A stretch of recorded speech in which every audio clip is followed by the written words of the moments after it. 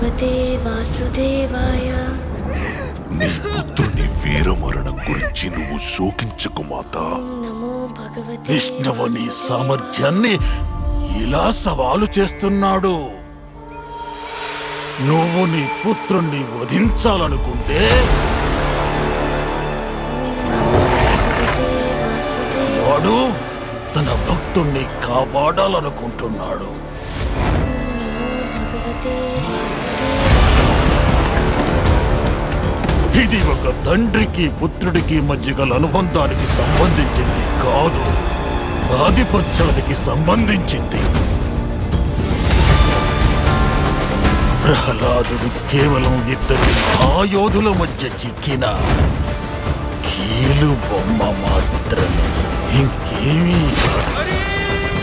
గుణగణాలే వినిపించాలి. ఎప్పుడు హిరణ్యకశిపుడే భగవంతుడు. కీర్తించండి.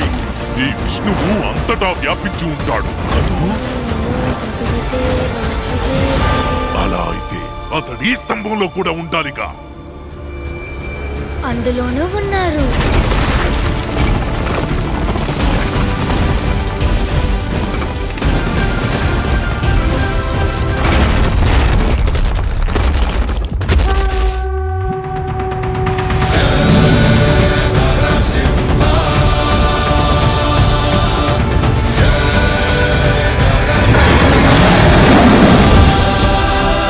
నమో భగవతే వాసుదేవాయ.